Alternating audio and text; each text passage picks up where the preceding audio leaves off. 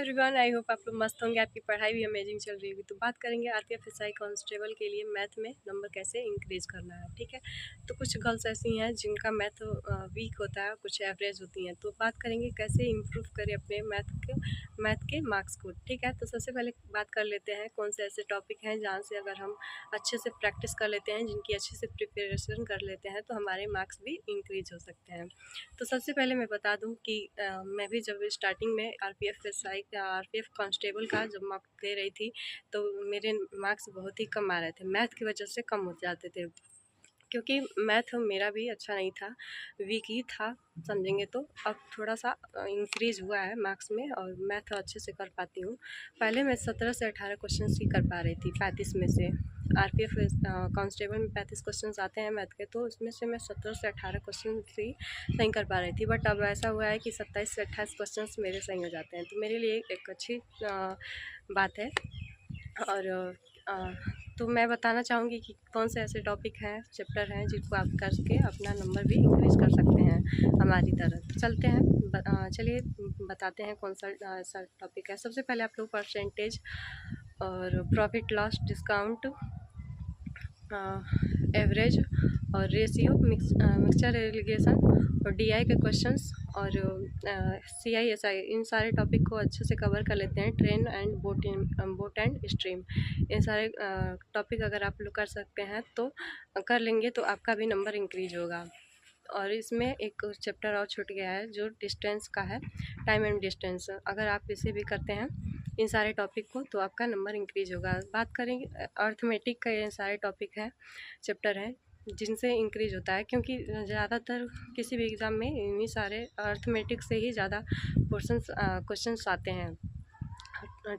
3D की बात करें तो 3D से 2 से 4 क्वेश्चंस या फिर मैक्सिमम 5 क्वेश्चंस बन सकते हैं। अगर आप लोग फार्मूला याद कर लेंगे तो 3D के भी क्वेश्चंस बनने लगेंगे। सबसे पहले बात कर लेते हैं हम कि मैथ की मतलब प्रिपरेशन कैसे करें, कैसे इंक्रीज होगा नंबर। बस चैप्टर्स जान लेने से नहीं हो सकता है, तो आपको बताएंगे कैसे, कौन सा मेथड अपनाना है, कैसे अपने तरीके बदलने होंगे, कौन से तरीके फॉलो करने हैं ताकि आपका भी नंबर इंक्रीज हो जाए। ठीक है, आपने अगर इन सारे टॉपिक नोट कर लिया है चैप्टर्स को, तो प्लीज़ इन सारे टॉपिक को अच्छे से क्या कीजिए, सबसे पहले आप लोग क्या कीजिए, चैप्टर वाइज उठाइए, किसी एक टॉपिक को उठाइए जो मन करे आपको पढ़ने का। तो सबसे पहले आप क्या कर सकते हैं, परसेंटेज से शुरू कर सकते हैं।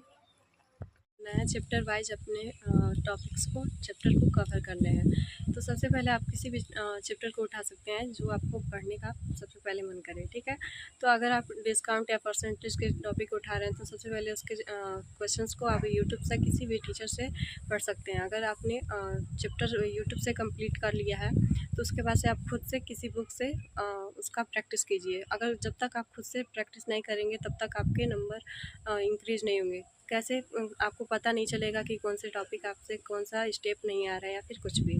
तो आप लोग ऐसे पहले क्या कीजिए, फ़ोन से यूट्यूब से आप लोग अपना क्या कीजिए, चैप्टर वाइज पोर्शन कंप्लीट कीजिए, चैप्टर वाइज अपना टॉपिक कंप्लीट कीजिए। उसके बाद से खुद से बुक से प्रैक्टिस सेट लगाइए। प्रैक्टिस सेट लगाने के बाद आप लोग क्या करें, उस चैप्टर वाइज मॉक टेस्ट दे सकते हैं या फिर फुल लेंथ की मॉक टेस्ट दे सकते हैं।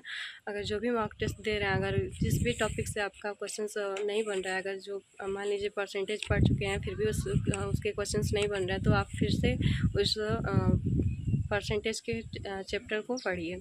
बार बार टीचर बदलने की ज़रूरत नहीं है, आप किसी भी एक टीचर से पढ़ सकते हैं जिससे आपको अच्छे से समझ में आए। इसके बाद से क्या करना है, हर एक टॉपिक के साथ आपको यही काम करना है। अगर आप बार बार प्रैक्टिस करेंगे तभी आपका नंबर इंक्रीज होगा। सबसे अगर बढ़िया तरीका है, अगर मैथ के मार्क्स में इंक्रीज करने के लिए, तो आपका सबसे बढ़िया बेस्ट तरीका है प्रैक्टिस। जितना प्रैक्टिस करेंगे आपका मैथ उतना ही अच्छा होते चले जाएगा।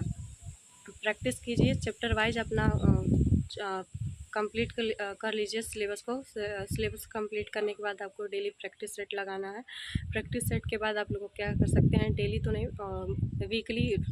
वीक में 2 टेस्ट लगा सकते हैं, मॉक टेस्ट। ऐसे करने से अगर आपका नंबर इंक्रीज नहीं होगा तो प्लीज़ आके कमेंट में बताइए। उसके बाद से क्या कीजिए, आप लोग मॉक टेस्ट का एनालिसिस कीजिए। मॉक टेस्ट जो भी दे रहे हैं, अगर जिस भी टॉपिक के क्वेश्चंस आपसे नहीं बन रहे हैं, जिस टाइप के क्वेश्चंस नहीं बन रहे हैं, आपको किसी एक कॉपी में नोट कर लेना है और उस टाइप के क्वेश्चंस को बार बार रिवाइज करने हैं, ताकि आपका दोबारा मॉक में दिखे उस टाइप के क्वेश्चंस, तो आप उसे आसानी से बना सकें।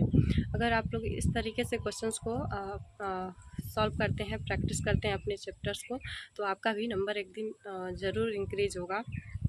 और ये तरीका ही सबसे बेस्ट तरीका है। अगर आप अपना चैप्टर वाइज सिलेबस कंप्लीट कर लेते हैं, उसके बाद से क्या करते हैं, प्रैक्टिस सेट लगाते हैं और मॉक टेस्ट देते हैं, उसका एनालिसिस करते हैं। ये अगर तरीका आपको काम लगे, हेल्पफुल लगे, तो प्लीज़ हमारे चैनल को सब्सक्राइब करें, लाइक करें। आज के वीडियो में इतना ही, मिलते हैं नेक्स्ट वीडियो में। तब तक के लिए टेक केयर, बाय।